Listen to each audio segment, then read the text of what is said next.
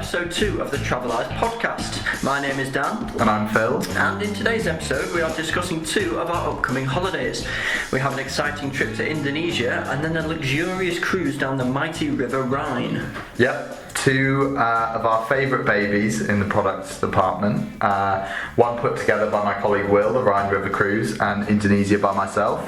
We also have another treat for you today. We often get asked by people, why would a blind person go on holiday? What do they gain out of it? So to try and answer that, we have put together a soundscape of our most recent trip to the sovereign state of Swaziland. Yeah, I think this is a great way to show people how visually impaired travellers can get so much out of a holiday. And also, it just goes to show how much we think about making our holidays a sensory experience for everyone involved. But first, let's discuss the Switzerland to Holland trip, the cruise down the Rhine. Phil? Yeah, first thing I would say is it's smack bang in the middle of July, so the weather is going to be absolutely gorgeous. It's a full 11-day itinerary, and it's fantastically good value for money because when we're on the boat, all of our meals are included, so we can really just relax and enjoy ourselves and make the most of the fantastic ship that we're staying on. It's actually a 4-star ship. It's got a sun deck where we can just kind of bask and enjoy the heat while we cruise past all these beautiful towns. But as well as that, it's also got a pool. A pool on the boat? That's correct, Dan. Water on water. So that'll be real. So this isn't just some river barge that people might see going past their window. This is the real deal. No, you're not doing, locks and stuff like that on the Kirkstall to Leeds Canal. This is a luxurious cruising experience. This is a full mobile hotel experience. Exactly. And swimming whilst on water. Yeah, there are a few other interesting things about the trip as well. When we get to Basel Airport is one of the few airports where you can go out 3 separate entrances. One leads to Switzerland, one leads to France, and one leads to Germany. So that's just a little interesting thing. But over the course of the trip, we will actually get to explore all 3 of these countries, as well as the Netherlands at the end. Another thing I would mention as well is that there's actually a pre-cruise, so we have 3 nights in Basel beforehand. It's a great way to get to explore Switzerland because obviously we are going to be on the boat and Switzerland is so expensive to travel to at the moment, so it's a really good way to do it, just having a few days before we get on our mobile hotel. And of course at the end of the trip we finish up in Amsterdam, so these are some really great cities to explore with huge amounts of culture. Well, you touched on it earlier. This trip actually takes in 4 different countries, doesn't it? 4 different countries and so many different towns, all of them with their own different charms. So we've got Strasbourg, Mannheim, Rudesheim, Koblenz, Cologne. So really there is a huge variety of places to visit. And it's not often a place that people might think to visit, the Rhine, but it is quite a spectacular looking river. No, it's a beautiful part of the world, and it really does pass through so many different fascinating places. But we're not just going to be spending all of our time on the boat, are we, Phil? We're actually going to get out and explore some of these cities. Yeah, and we've got a good variety of activities as well. So anything from your kind of big architectural marvels like the Kaiserdom Cathedral in Speyer to more kind of I would say niche tourist attractions. One of my favourite ones we've got included on this trip is the in Rudesheim. It's a bit of a tongue twister, but it's Siegfried's Mechanische Musikabinett. What on earth is that? I'm fairly confident that I've pronounced that grossly incorrectly, but what it is it's a museum and it's got an excellent collection of 18th and 19th century mechanical musical instruments, and as you're shown around the museum they will play themselves for you, so they're kind of a nice little sensory thing that we've included. And then of course obviously there's so much to do in places like Amsterdam as well that you'll be spoilt for choice really. And we actually passed through Rudesheim, which many people may not know, but is actually very famous for its wines, isn't it? You don't always think of Germany as a producer of fine wines, but the Rudesheim Valley is quite well known, isn't it? Yeah, something about being on the banks of the Rhine has helped some of these places to produce some really delicious wines. Rudesheim and Cochem as well have both got excellent wines. So Phil, it's such a packed itinerary, but if you had to pick one thing that you think is going to be a real standout moment from this trip, what would you say? It's very difficult, Dan, because I love Strasbourg, so I think that's going to be excellent. But I would probably have to lump for the Cathedral at Cologne. Firstly, it's massive and it's just an exceptionally impressive building. It's beautiful on the outside, fantastic facade, and then equally as impressive on the inside. It's a wonderful building, the area around there is beautiful, and obviously after wandering around you can go back to the boat and relax with another included meal. So there you go, the Rhine River Cruise. It sounds like it'll be perfect for people who want to cross quite a few countries off their list in one go. A real country hopping trip there. And on to the next part of the podcast. Now, last month, Traveleyes had a group of adventurers in the mighty nation of Swaziland. Now, we've put together some audio for you so you can get a bit of a feeling as to what it's like to travel with us. Now, first you will hear our tour manager Will explaining our pairings for the day before we head off to a local church for an Easter service. And after hearing some description of the native flora, it's off to experience some local tribal drumming and singing. Now, we hope you enjoy this little segment, and if you do, please do comment below and let us know, and we can try and include some more things like this in the future. Today we're heading to church. Happy Easter, everybody, and then we're going to a glass factory. So the partners today, this is your day partner.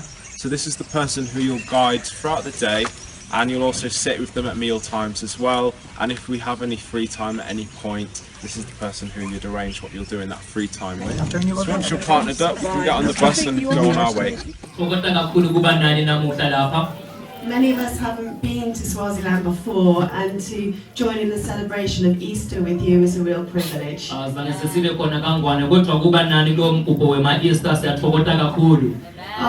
church services aren't quite like yours here. And you've made us feel really welcome and really special on this really special day.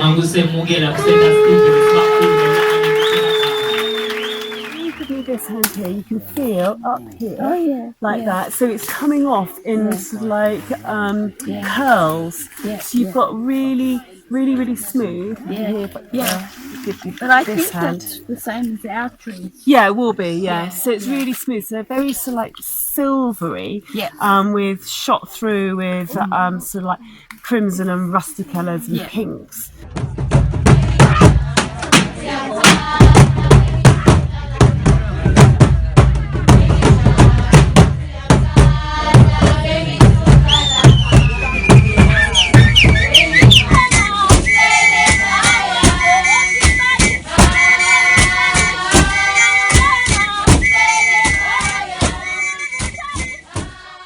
So we really enjoyed putting that together for you, and everyone had a wonderful time on that trip, so we hope you enjoyed it as well. Now, as I said, if you would like to hear more soundscapes like this, more similar features like this, then do please let us know by commenting below. So, let's get back to Phil without any further ado to discuss the upcoming Indonesia trip. Yep, many more exciting trips to chat about, but this is perhaps one of our most exciting, I would say. We really get an excellent flavour, because obviously Indonesia is a huge cluster of islands, and we get an excellent flavour of just quite how varied these islands are. So we get to go to Bali, Flores and Komodo Island. So obviously Bali, we've got really relaxing beach break. We're staying in an area called Jimbaran, which is perfect for relaxing, and also allows us both before and after our adventure to Flores to explore some of Bali's temples as well as its sandy beaches. Now, the thing that jumps out to me straight away from this trip, and I'm sure to a lot of our listeners, would be Komodo Island. Yeah. As that is such a unique place. Of course, the only place in the wild where you can see the famed Komodo dragon. I'm sure a lot of you are aware that on David Attenborough's Planet Earth 2, they took a trip to Komodo Island, and really the filming there and the scenes of the Komodo dragon are just incredible. Really awe-inspiring creatures. They're absolutely huge and incredibly powerful, and just really one of nature's kind of greatest marvels. It's something from a different age. It's prehistoric, and I really think it's one of those things that you've got to go and see before it's too late, really. And as you said, chances to see Komodo dragons in the wild are so few and far between. They have them in zoos and sanctuaries, but Komodo Island is the only place where you can really see them as they're supposed to be. It's not quite the same as actually getting out and going there. And one thing I'd say about Komodo Island as well is it was supposedly the inspiration for King Kong. The story goes that there was a man named W. Douglas Burden, a New York City gentleman, and in the 1920s he set off with his wife to go and hunt the Varanaris lizard, the Komodo dragon. And obviously his journal was then taken back to America. One of his friends, Marion C. Cooper, changed this with his own fictionalized version of events. Then came the famous film in and the rest is history, as they say. One thing I think is hard to see on footage of Komodo dragons is just the sheer scale of them, because they are really massive creatures. And you can easily see how someone looking at them would be immediately reminded of kind of prehistoric monsters, dinosaurs, dragons. It's really is a remarkable creature. It's the closest you'll get to dinosaurs, and obviously it is an actual real dragon.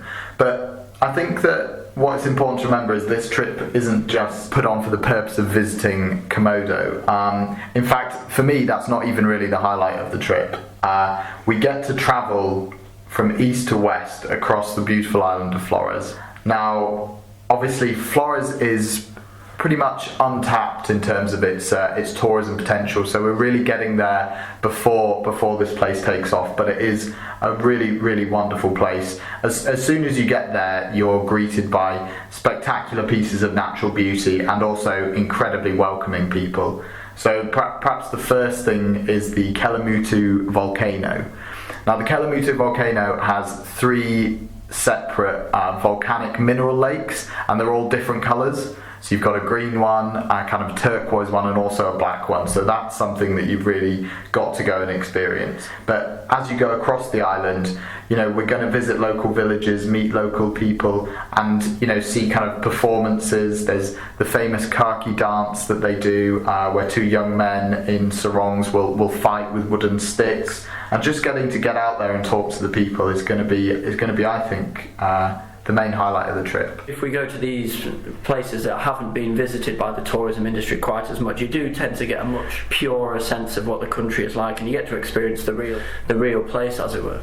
Absolutely. We're really pushing the boat out with this trip, but I think it's going to be an unforgettable one. Well, both of those holidays sound absolutely amazing, and we look forward to meeting everyone going on them, and we hope you have a fabulous time. That's about all we have time for this episode. Anything you want to add, Phil? No, just as well as the holidays, obviously keep up to date with all the content that we're producing at the moment. Obviously there's this podcast which you so kindly listen to, but as well as that, we've got all of our social medias. So there's our Twitter at Traveleyes Ltd, our Facebook page as well, and links to them are all in the description below this video. Yes, and also don't forget to subscribe to our YouTube channel so you can see all the latest content that we upload. And if you want to check out our blog, that's at traveleyes-international.com/blog. And we love hearing feedback from you, so please comment everywhere, comment below, or give us an email. Even if it's just to say something nasty about the 2 of us. Even if it is just to improve our podcasting skills, we are open to everything. So that's about all we have time for on this episode of the Traveleyes podcast. Thank you so much for taking the time to listen, and we look forward to sharing the adventure with you next time.